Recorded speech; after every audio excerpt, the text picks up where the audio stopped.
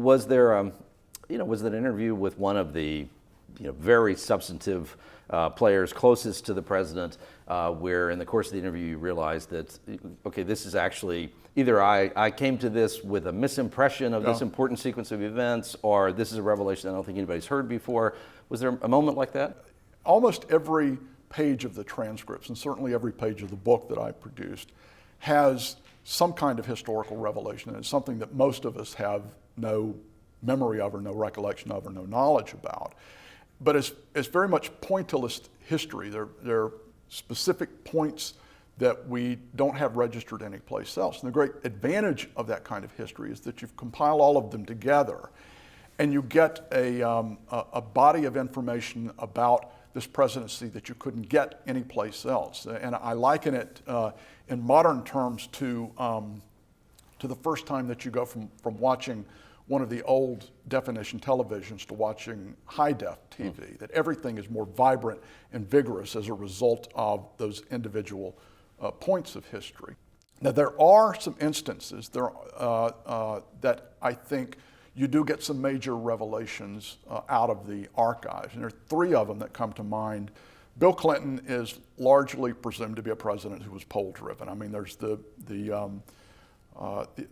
notion that they polled at one point a vacation site when Dick Morris had come back into the White House. One of the things that becomes clear in the course of the interviews is that that's not entirely an accurate assessment of this president. There are multiple instances where he took positions that were very much not poll-driven. I remember talking to Bill Galston, who was the deputy domestic policy advisor, who said there's no way that anybody would poll themselves into the kinds of decisions that Bill Clinton made on the economy in 1993, higher taxes, fiscal stringency, and so forth, in producing that economic package, nor would a Democrat in 1993 have embraced the North American Free Trade Agreement, which he had to work vigorously against his own party's interest in order to have adopted. Those were positions he took because they were consistent with his principled understanding about what he ought to be doing as president. The same thing was true in foreign policy, where shortly after the 1994 elections, he got his clock cleaned by the Republicans going into that election. His economic advisors come to him and say, Mexico is about to go on the toilet, that the peso is in a perilous condition. We have to do something. They called the new congressional leadership in. The congressional leadership says, we will support you. Let us go back to the Hill and sell a rescue package to the Hill. They came back to him a week later and said, we can't get any traction on this.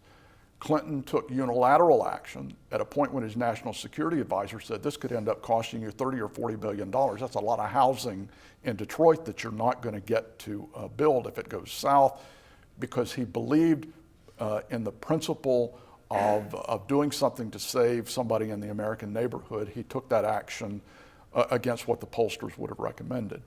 One other thing that I think was kind of a revelation that resonates very much in the current environment is that both of his White House counsels that we interviewed, Bernard Nussbaum and Abner Mikva, said Bill Clinton had many fine qualities as a president in terms of his use of presidential power.